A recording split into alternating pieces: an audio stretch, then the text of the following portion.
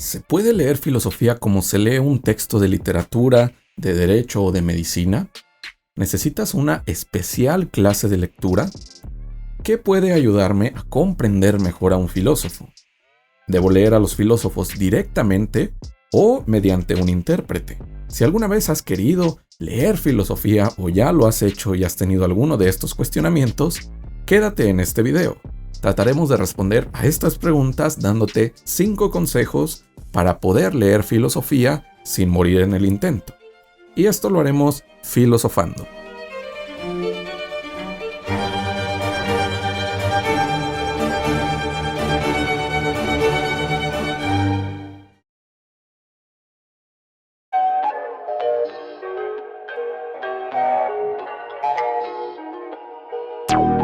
¿Qué tal, queridas filósofas, filósofos, filósofes?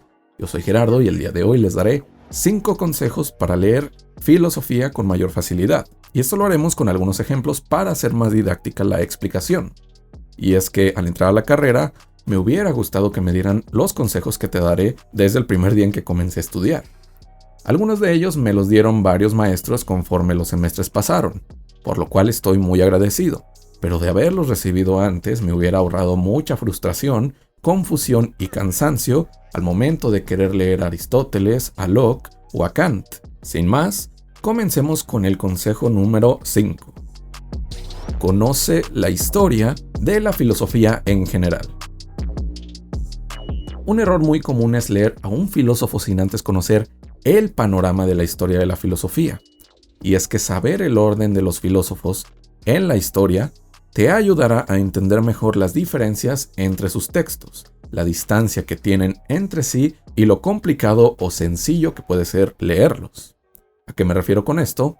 A que quizás pienses que Aristóteles escribe horriblemente en comparación a Descartes si los lees y comparas sin antes saber que Aristóteles es un filósofo de la antigua Grecia, mientras que Descartes pertenece a la época moderna.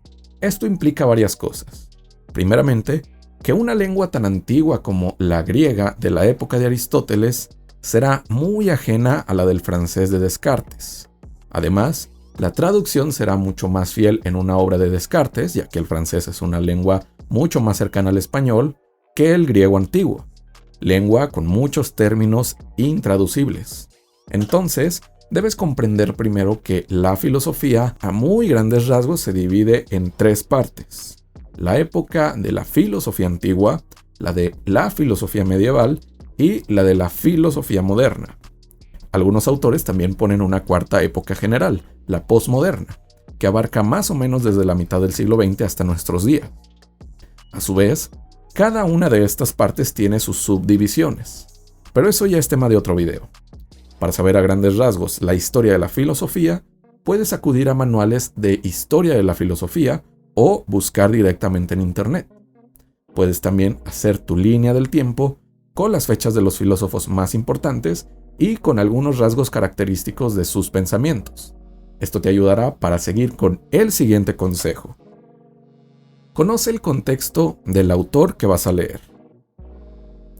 Los filósofos tienen un contexto, no solamente histórico, sino filosófico e incluso personal. Conocer el contexto del pensamiento de un filósofo te ayudará también a conocer mejor su pensamiento.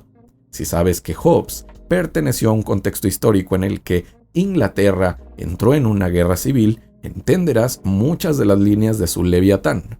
Si sabes antes que Locke estaba respondiendo a Descartes sobre el debate de las ideas innatas, comprenderás mejor el Tratado sobre el Entendimiento Humano.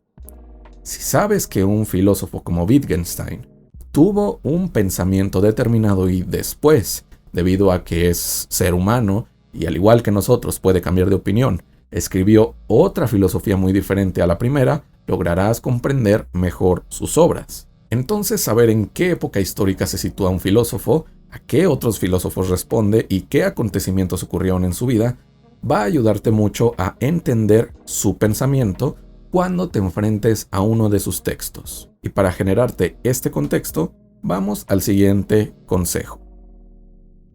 Ármate de textos auxiliares. En cuanto te sumerjas en la bibliografía filosófica, notarás que no solamente existen miles y miles de obras de grandes filósofos, sino miles y miles de libros sobre estas obras, de intérpretes que durante toda una carrera se especializaron en uno o más autores para poder interpretarlos. Esto ha dado como fruto un montón de textos auxiliares que te permitirán conocer al filósofo que te interesa. Por ejemplo, si quieres leer a Aristóteles, un especialista que conoce la obra de esta girita de pies a cabeza es Giovanni Reale, quien tiene libros enteros sobre cómo leer varias de sus obras. Y así, al igual que Aristóteles, la inmensa mayoría de filósofos tienen intérpretes que han escrito libros muy valiosos que podrían ayudarte a entenderlos. Tener estos textos auxiliares te servirá de apoyo para generar una base antes de leer directamente a un autor o para leerlo a la par y caminar con paso seguro. Una vez que tengas tu texto auxiliar y que te sientas preparado para leer a los grandes filósofos directamente, es hora de algo sumamente importante para que no caigas en crisis. Haz una lectura analítica. Para leer filosofía debes leer de manera muy específica, muy diferente a la manera en que lees una revista, un libro de literatura o incluso un manual de derecho. Y es que uno de los problemas que tenemos los estudiantes de filosofía ante muchos filósofos es que estos, a lo largo de la historia, no escribían para el público en general, sino para aquellos que estaban inmersos en el mundo filosófico académico. Leer de la cuádruple raíz del principio de razón suficiente de Schopenhauer no es leer un libro publicado para vender en los puestos de periódicos, sino que este texto se trata de la tesis doctoral de Schopenhauer, destinada a eruditos de filosofía. Pues bien, ¿qué podemos hacer ante este problema? Realizar una lectura analítica. ¿Qué significa esto? Leer despacio, línea por línea, y tratando de comprender cada una de las palabras del texto. Pongamos un ejemplo con uno de los filósofos más difíciles, Kant. Esto que leeremos es el primer párrafo de la introducción de su más grande obra, La Crítica de la Razón Pura. Vamos a leerlo de corridito, como leemos cualquier texto cotidiano, para ver si comprendemos algo.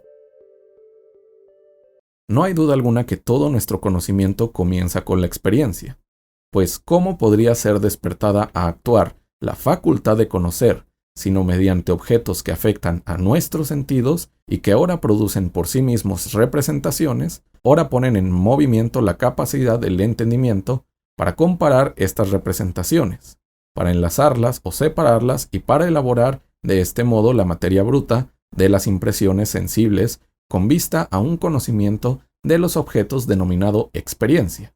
Por consiguiente, en el orden temporal, ningún conocimiento precede la experiencia y todo conocimiento comienza con ella.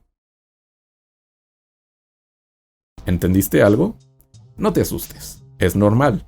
Estamos haciendo una lectura común y corriente, pero este es un texto de filosofía y nos demanda una lectura analítica.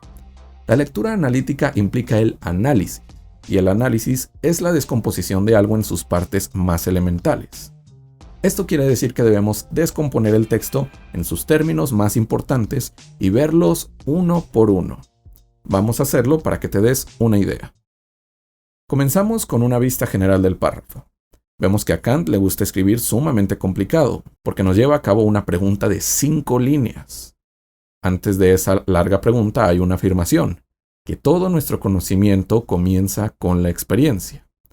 ¿A qué se refiere Kant con eso? Cuando investigamos en un diccionario de filosofía o en un libro auxiliar para leer a Kant, vemos que por experiencia, Kant no se refiere a las bonitas experiencias que tuviste con tu abuelo, sino con toda experiencia general que puedan tener nuestros sentidos. Es decir, lo que Kant afirma es que no podemos crear conocimiento científico prescindiendo de lo que viene a nuestros sentidos.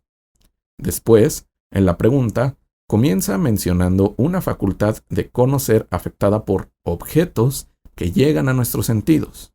De igual manera, comprenderás cuando leas un texto auxiliar que la facultad de conocer es simplemente nuestro intelecto, nuestra mente, que demanda conocimiento, y esta mente es afectada por objetos que vemos a nuestro alrededor mediante nuestros sentidos, como las plantas, los animales, los seres humanos, la materia inerte.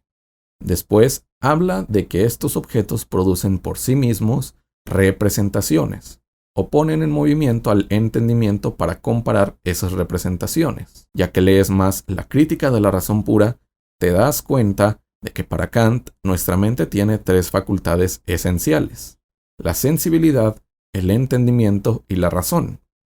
Los objetos que afectan nuestros sentidos o nuestra sensibilidad son pensados mediante nuestra facultad del entendimiento. Por eso Kant afirma en esta pregunta que el entendimiento se pone en movimiento para relacionar las representaciones de nuestra mente. Esto con la finalidad de conocer el objeto llamado experiencia. Como puedes ver, de nuevo viene aquí la experiencia, ya que si bien ella está ahí ante nosotros y puede que no conozcamos al objeto de la experiencia, ella es esencial para poder hacer conocimiento. Más o menos con esto me refiero a una lectura analítica: descomponer el texto en sus conceptos más elementales, comprenderlos uno a uno, sin prescindir de ninguno, y, cuando sea necesario, ir a textos auxiliares para comprender lo que estás leyendo. Esto a veces deberá hacerse más rigurosamente, como con Kant, y a veces no tanto, como con autores mucho más claros y ligeros como René Descartes o David Hume. Ahora bien, sé perfectamente que si nunca has leído nada de filosofía, el párrafo que acabamos de leer de Kant te pareció algo difícil, y quizás ni con la lectura analítica que hicimos le entendiste del todo, incluso quizás nada.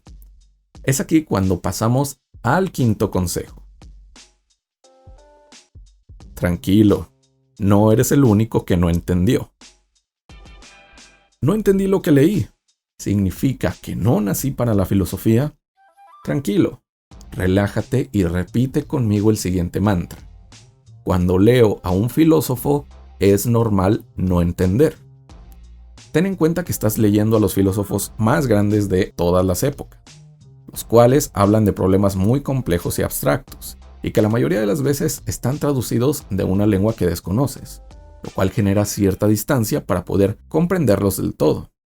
Por eso, el pan de cada día en filosofía es no entender cuando leemos a un filósofo. ¿Crees que tuve que leer solamente una vez las palabras de Kant para que pudiera comprenderlo de manera más o menos general? Debes creerme cuando te digo que la crítica de la razón pura me generó múltiples dolores de cabeza. Así que tranquilo, no tienes por qué preocuparte si al leer a un filósofo no lo entiendes a la primera, a la segunda o a la milésima. Hay filósofos tan complejos y que escriben tan raro que quizás nunca puedas comprenderlos, al igual que yo y al igual que muchos seres humanos a lo largo de la historia. Nadie se va a morir si no entiendes a Hegel. Si leíste algo y no entendiste, ve a un diccionario, a un manual o a internet y busca palabras más claras que lo que leíste. ¿Has leído ya manuales y sigues sin comprender? Tranquilo, quizás no sea que tú no entiendes, sino que el filósofo no sabía expresar sus ideas muy bien. Y hasta aquí estos 5 consejos para estudiar a los filósofos directamente. Sé que estuvo algo pesado, pero espero que estos consejos puedan servirte y te salven de una crisis de ansiedad cuando te enfrentes a los textos de los grandes pensadores. No les temas, son textos profundos y complejos, pero que con la paciencia suficiente podrás leer. Y si no los comprendes del todo, no te alarmes, es lo más común del mundo. Espero que el video te haya gustado. Si fue así, dale me gusta y compártelo con quien creas que es necesario. Quizás le evites también una crisis al pasarle este video a aquel amigo que está estudiando filosofía. Yo soy Gerardo y nos vemos en un próximo video para filosofar.